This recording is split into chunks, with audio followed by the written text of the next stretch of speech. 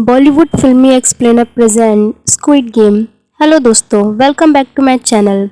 दोस्तों, आज हम यहाँ स्क्विड गेम के बचे हुए एपिसोड की एक्सप्लेनेशन वीडियो लेकर आए हैं। तो शुरू करते हैं आज की वीडियो बिना किसी रुकावट के। यहाँ हमने देखा होता है कि सभी प्लेयर्स जीत कर आ गए होते हैं और रूम में आराम कर रहे होते हैं। यहाँ इनको डर होता है कि रात में डॉक्सू की टीम कहीं इन पे हमला ना कर दे, तो वे बारी बारी अपनी टीम के लिए पहरेदारी करते हैं। पर फॉर्चुनेटली डॉक्सू उन पे हमला नहीं करता है। यहाँ हम चुन्हो को देखते हैं जो स्क्वायर मार्क्स की मदद से अपने खोए हुए भाई को ढूंढने के लिए निकल जाता है। और यहीं पे चुन्हो को इन लोगों के ऑर्गन स्मगलिंग के बिजनेस के बारे में पता चलता है। पहले तो इन्हें लगता है कि इन्हीं लोगों ने इनके भाई को ही मार दिया है और उसके ऑर्गन को बेच दिया है, पर बंदूक की नोक पर ये गार्ड कन्फेस करता है कि उन्होंने ऐसा कुछ नहीं किया है और वो उसके भाई को नहीं जानते हैं। और वो उसे ये भी बताता है कि फ्रंट मैन के रूम में सभी प्लेयर की इन्फॉर्मेशन होती है, अगर वो चाहे तो वहाँ से अपने भाई की इन्फॉर्मेशन कलेक्ट कर सकता है। यहीं पे फ्रंट मैन को डॉक्टर और ऑर्गन बिजनेस के बारे में पता चलता है और यहीं पे वो फ्रंट मैन कहता है कि उसे ऑर्गन बिजनेस से कोई वास्ता नहीं है, पर अगर कोई भी गार्ड प्लेयर की मदद करता है या उसे आने वाली गेम के बारे में बताता है तो उसकी सज़ा मौत होती है। और इसके बाद वो फ्रंट मैन उस गार्ड को और उस प्लेयर को भी मार देता है। इधर चुन्हो उस गार्ड को मारकर उस केव में बने टनल की मदद से फ्रंट मैन के रूम में घुस जाता है। ये टनल वीआईपीज को बाहर निकालने के लिए बनाया होता है। वीआईपीज इनके बारे में हम आगे बात करेंगे। यहाँ फ्रंट मैन जब उस गार्ड को देखता है और उस पर लगी गोली को देखता है तो वो समझ जाता है कि यहाँ पे कोई पुलिसमैन आया हुआ है और फ्रंटमैन सभी गार्ड को उस पुलिस वाले को ढूंढने के लिए भेज देता है। और चुन्हो जब फ्रंटमैन के रूम में जाता है तो वो कुछ देखता है। यहाँ पे वो देखता है कि ये स्क्विड गेम आज से नहीं बल्कि सालों से चलती हुई आ रही गेम हो रही होती है और इसका भाई एक बार इस गेम का चैंपियन रह चुका होता है।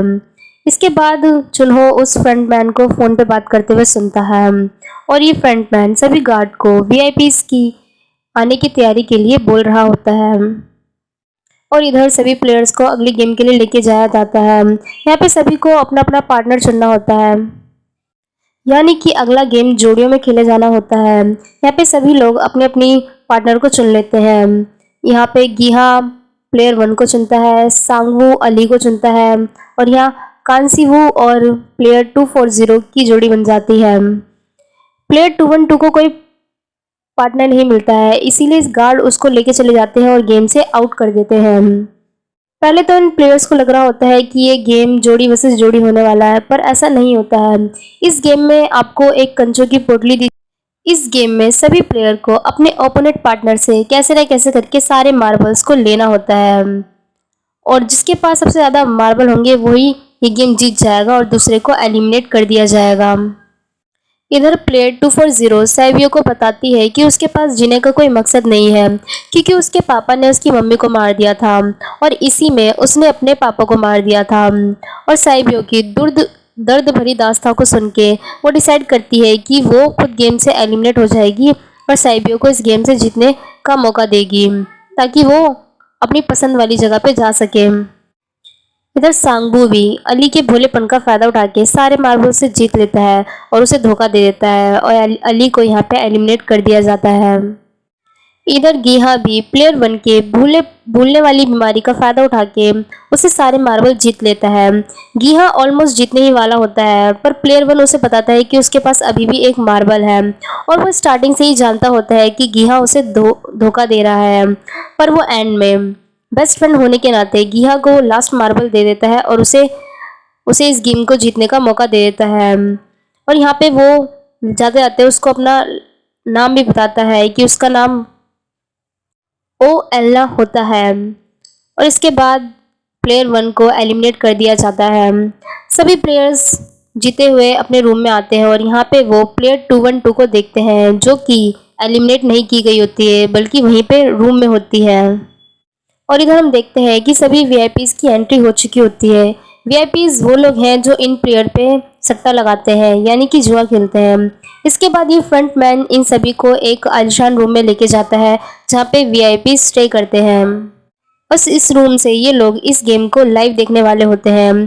किसी पर्सनल कारण की वजह से इनका गेम का होस्ट इन वीआईपीज को मिलने नहीं आ पाता है। होस्ट मतलब इस गेम का ऑर्गेनाइजर, जो इस गेम को ऑर्गेनाइज कर रहा है, और ये फ्रंटमैन का बॉस है। ये भी एक स्पेशल मार्क्स पहनता है जो सब वीआईपीज ने पहना होता है। इधर हम चुन्हो को देखते हैं जो दोबारा से अपना भेष बदल के सर्विंग स्टाफ में घुस जाता है और यहाँ पे वो सभी वीआईपीज को वाइन सर्व करता है। यहाँ पे एक वीआईपी को चुन्हो में काफ़ी इंटरेस्ट आ जाता है और इसी इंटरेस्ट को आगे बढ़ाने के लिए ये दोनों एक पर्सनल रूम में चले जाते हैं, जहाँ पे चुन्हो इस वीआईपी को बेहोश करके और बंदूक की नोक पे इसे सारी इन्फॉर्मेशन उगलवा लेता है और सारी इन्फॉर्मेशन को फ़ोन में रिकॉर्ड कर लेता है। इसके बाद वो इस आइलैंड को छोड़ के ऑक्सीजन सिलेंडर लेके वहाँ से निकल जाता है पानी के थ्रू। यहाँ पे बचे हुए 16 प्लेयर को अगला गेम खिलाने के लिए लेकर आया होता है।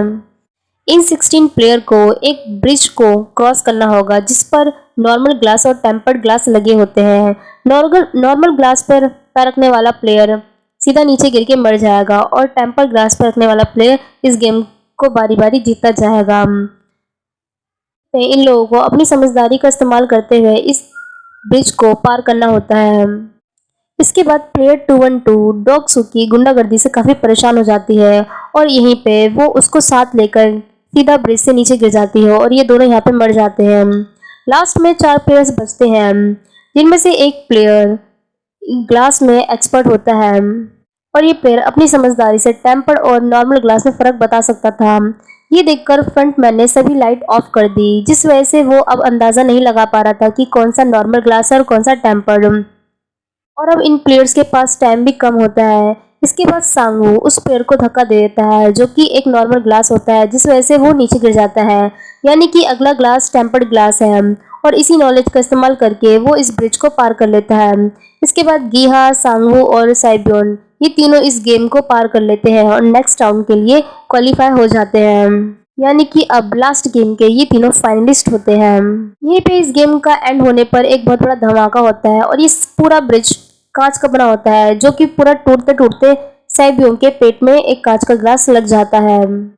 अब इन तीनों फाइनलिस्ट को आलिशान डिनर के लिए इनवाइट किया जाता है, जहाँ पर इनको अच्छा अच्छा खाना दिया जाता है और वहीं पे एंड में इनको एक पॉकेट नाइफ दिया होता है ताकि ये लोग चाहे तो अपने एक ओपोनेंट को कम करके गेम को आसान बना सकते हैं।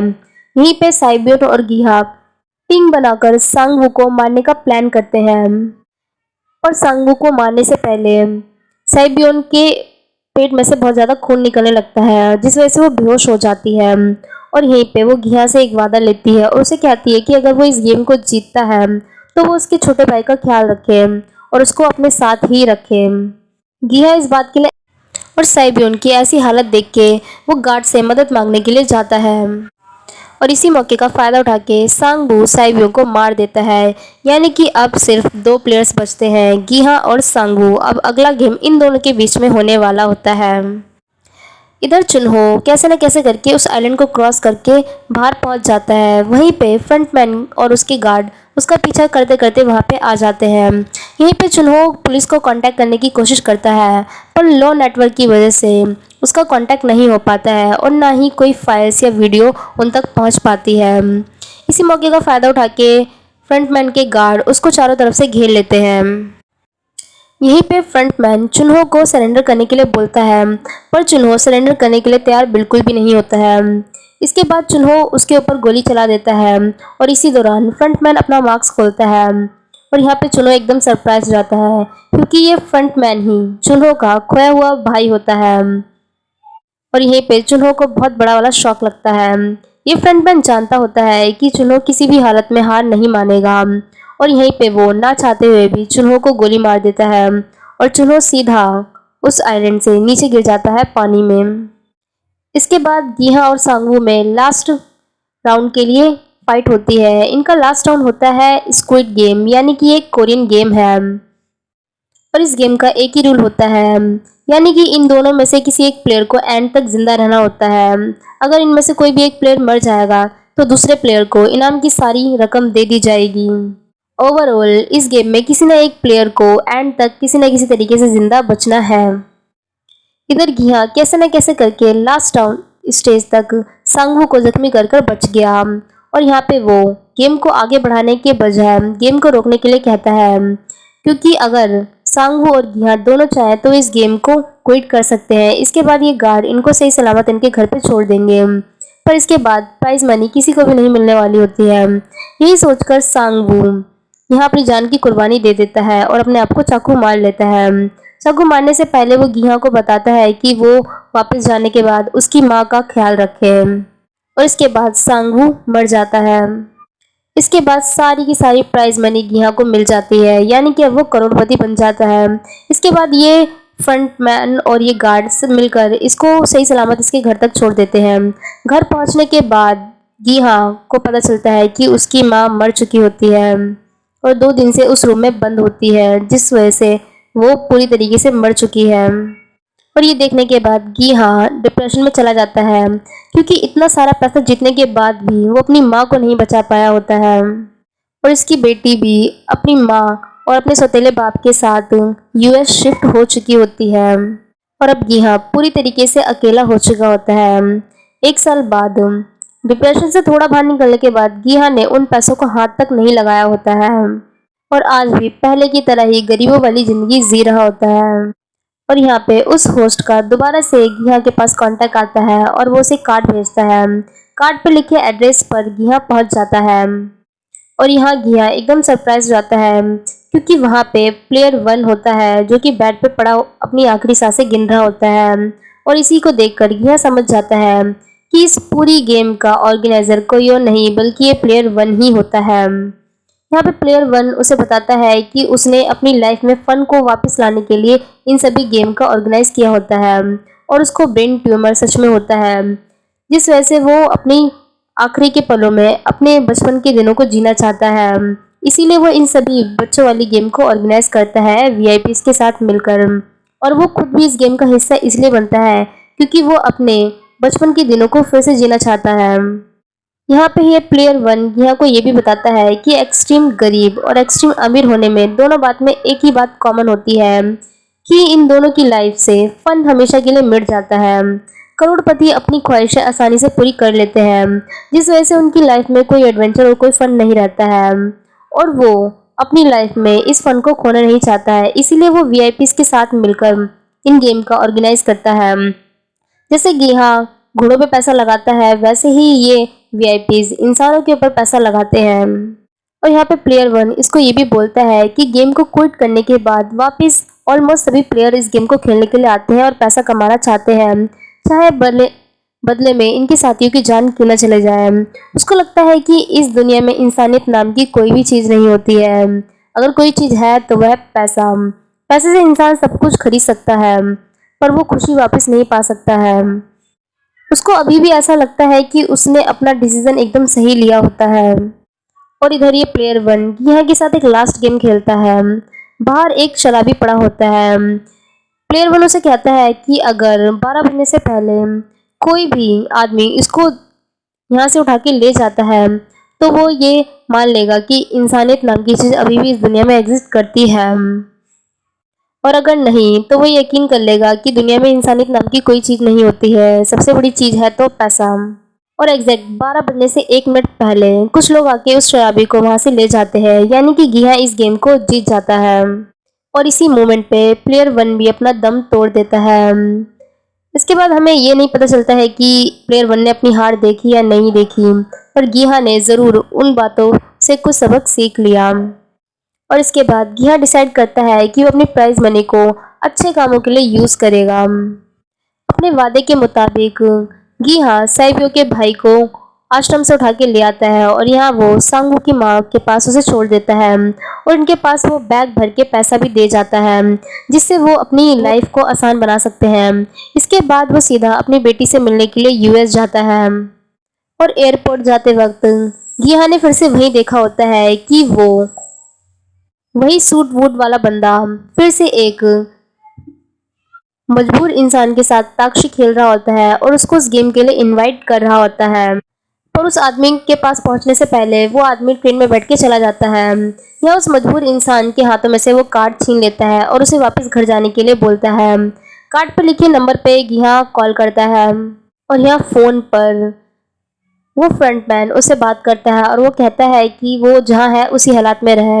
यानी कि ये फ्रंटमैन सालों से गिहा के ऊपर नज़र रख रहे होते हैं और इसी पे गिहा यूएस जाने का प्लान कैंसिल कर देता है और वहीं से वो वापस लौट जाता है। यानी कि सीज़न 2 में गिहा अपने इस चीज़ का बदला लेगा और यहीं पे हमारे स्क्विड गेम के सभी एपिसोड्स का एंड होता है। दोस्तों, आपको ये स्क्विड गेम की एक्सप्लेनेशन वीडियो कैसी लगी कमेंट करके हमें ज़रूर बताएं। अगर अच्छी लगी हो तो प्लीज़ लाइक करें। आपके लाइक और कमेंट से हमें सपोर्ट मिलता है और आगे ऐसी वीडियो